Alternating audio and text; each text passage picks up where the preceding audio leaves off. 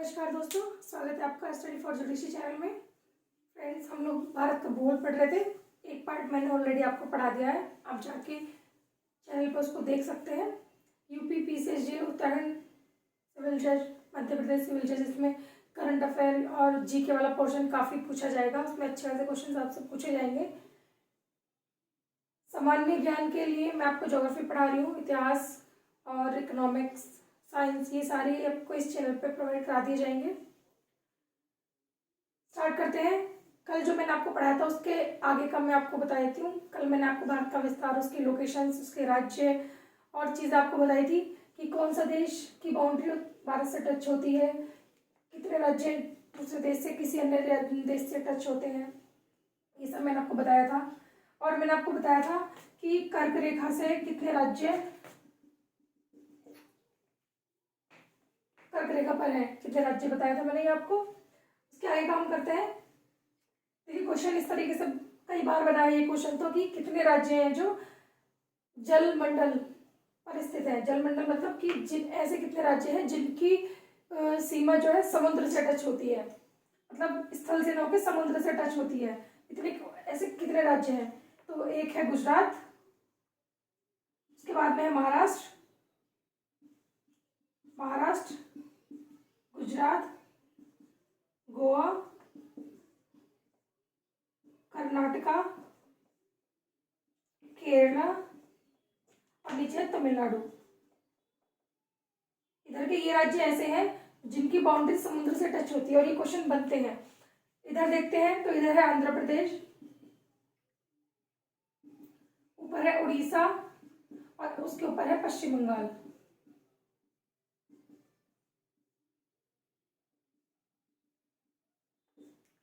Total 9 राज्य हैं जिनकी बाउंड्री समुद्र से टच होती है। ऐसे कितने राज्य हैं जो कि स्थलमंडल पे टच होते हैं, यानी कि भूमि से, भूखंड से टच होते हैं? तो ऊपर के हैं राजस्थान, पंजाब, जम्मू कश्मीर, हिमाचल प्रदेश, उत्तराखंड, सिक्किम, अरुणाचल प्रदेश, नागालैंड, मणिपुर, मिजोरम। ये हैं जो कि स्थलमंडल से टच होते हैं। ठीक है, ये क्वेश्चन भी आप इस पे याद रखिएगा। अच्छा, एक क्वेश्चन और है जो ये भी पूछा जाता है कि निम्नलिखित में से कौन सा राज्य सबसे ज्यादा समुद्री सीमा से टच होता है? तो वो है गुजरात। गुजरात सबसे ज्यादा टच होता है यहाँ से। ये लगता भले छोटा है लेकिन सबसे ज्यादा ये गुजरात है। उसके बाद में है तमिलनाडु, सॉरी, उसके बाद में है आंध्र प्रदेश, फिर है तमिलनाडु। ठीक है। और हाँ फ्रेंड्स, आप इनकी कैपिटल की जो है, कैपिटल भी आप याद रखिए कि किस स्टेट की क्या कैपिटल है, वो भी आप इसको याद कर लीजिएगा, क्योंकि इससे भी कई बार क्वेश्चंस बन जाते हैं। चलिए आगे देखते हैं।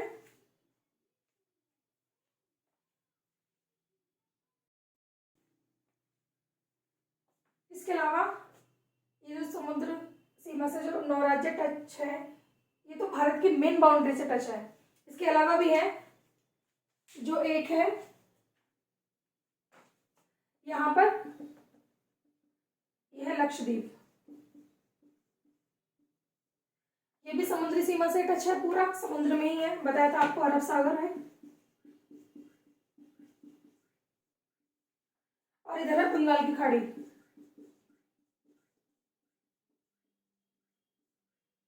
बंगाल की खाड़ी में यहाँ पर एक द्वीप है जिसका नाम है अंडमान निकोबार। ठीक है, ये दो केंद्र शासित प्रदेश भी हैं जो कि समुद्री सीमा से टच होते हैं, समुद्र में ही पूरे। इसके अलावा केरल में जो है पांडिचेरी, केरल, तमिलनाडु और आंध्र प्रदेश में पांडिचेरी जो है वो भी समुद्री सीमा पर ही है। ठीक है, अगर क्वेश्चन बने कि संपूर्ण भारत का बनता है तो ये आप लक्षद्वीप और अंडमान निकोबार को भी ऐड करेंगे। और अगर हमारा ये भारत जो मेन भारत है उसका बनता है तो आप उसमें 9 राज्य जो है उनको आप टिक करेंगे कि टोटल 9 राज्य समुद्री सीमा से टच होते हैं।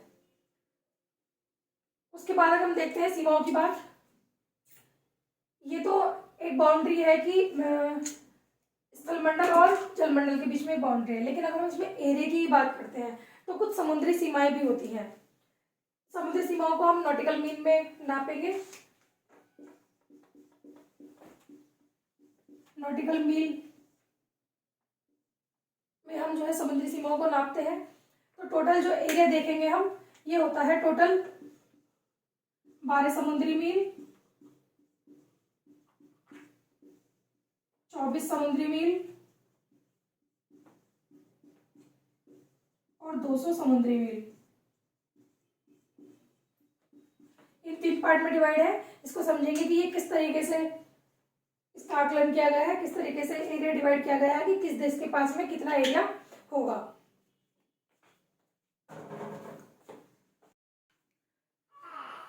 12 समुद्री मील इसको बोलते हैं प्रादेशिक सीमा। 12 समुद्री मील से आगे 24 समुद्री मील ये है, इसको बोलते हैं अविच्छिन्न मंडल सीमा। और 200 समुद्री मील का है तो बोलते हैं अनन्य आर्थिक क्षेत्र। तो देखिए इसमें क्या होता है, हर देश का, ये भारत का ही नहीं, विश्व में हर देश के पास में ये टोटल 3 सीमाएं होती हैं। किसी भी देश के 12 नॉटिकल मील तक जो एरिया होता है समुद्र का, उसको प्रादेशिक सीमा बोलते हैं। और इसमें उस देश का संपूर्ण अधिकार होता है, हर तरीके का अधिकार होता है। अगर उसमें कोई भी कुछ भी अगर उस देश को करना है तो उसमें कर सकता है, वो उसका संपूर्ण अधिकार वाला होता है। जैसे कि अगर माने यह मेन बाउंड्री किसी देश की,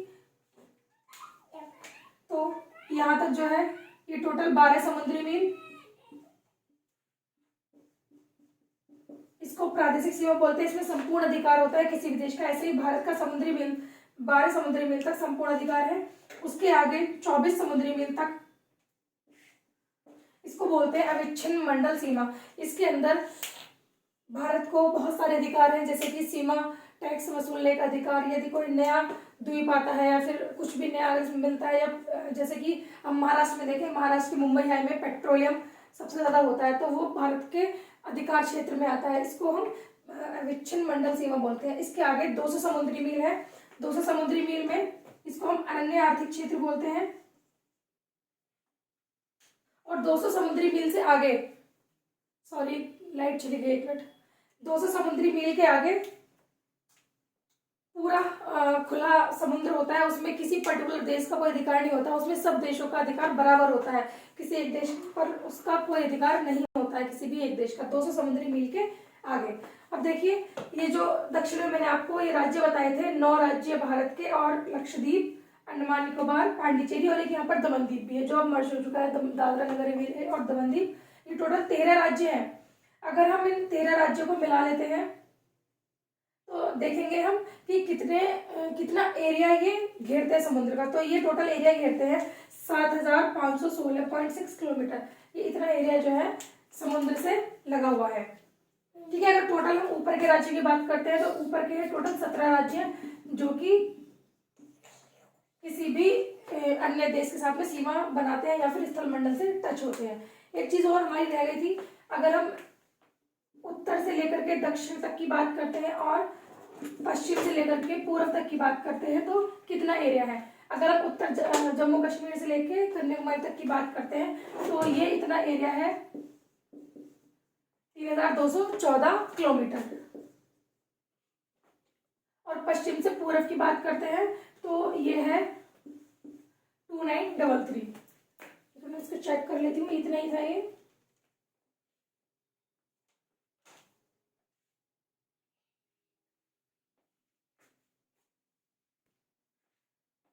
ठीक है, ये इतना किलोमीटर में है। इसके आगे अगर हम देखें कि क्वेश्चन बने कि भारत का उत्तरतम बिंदु कौन सा है या फिर दक्षिणतम बिंदु कौन सा है, तो भारत का उत्तरतम राज्य तो है जम्मू कश्मीर और दक्षिणतम अगर हम देखें तो तमिलनाडु आएगा। लेकिन हम पर्टिकुलर पॉइंट की बात करते हैं तो भारत के उत्तरतम बिंदु जो लद्दाख में है इसको बोला जाता है इंद्रकौल। और भारत का अगर दक्षिणतम बिंदु देखें तो यहाँ कन्याकुमारी आएगा, पर क्योंकि अंडमान निकोबार भी भारत का हिस्सा है, भारत का ही वो केंद्र शासित प्रदेश है, इसलिए अंडमान निकोबार का जो लास्ट पॉइंट है बिल्कुल दक्षिणतम बिंदु, इसको हम बोलते हैं पिगमिलियन पॉइंट। पहले बोलते थे इसको इंदिरा पॉइंट अब बोला जाता है। इंदिरा पॉइंट, पहले पिगमिलियन पॉइंट इसको बोला जाता था, अब इसको इंदिरा पॉइंट बोला जाता है। ये अंडमान निकोबार का दक्षिणतम बिंदु है, यानी कि भारत का दक्षिणतम बिंदु इंदिरा पॉइंट है और उत्तरतम इंदिरा कौल है। अगर हम पश्चिमोत्तर की बात करते हैं, पश्चिम में जो है सबसे ज्यादा पश्चिम में कौन है, तो यहाँ पर है, इसको बोलते हैं गौर माता। ये सबसे पश्चिम का बिंदु है। और ऐसे पूर्व का बिंदु देखें अरुणाचल प्रदेश में, तो इसको हम बोलते हैं दिवंग। और कहीं कहीं इसको अभी आपको किविथु भी मिलेगा। ये बिल्कुल पूर्व का बिंदु। ठीक है, उम्मीद करती हूँ आपको ये पसंद आया होगा। इसके आगे और देखते हैं।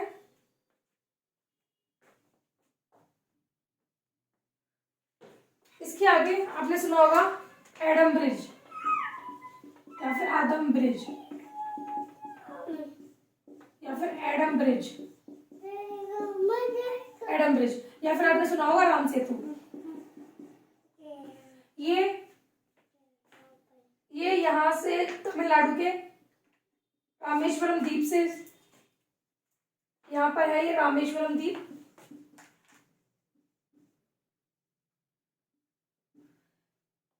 यहाँ से और श्रीलंका को जोड़ता है ये वाला जो ब्रिज है, इसको हम आदम ब्रिज या फिर राम सेतु भी बोलते हैं। ठीक है, ये तमिलनाडु और श्रीलंका के बीच में है। इसको पम्बन द्वीप भी बोलते हैं। ठीक है, उम्मीद करती हूँ पसंद आया होगा। इसके आगे मैं आपको कल क्लास करा दूंगी। आज के लिए इतना ही। वीडियो अगर अच्छी लगी हो तो इसको लाइक और शेयर सब्सक्राइब जरूर करना। Thank you.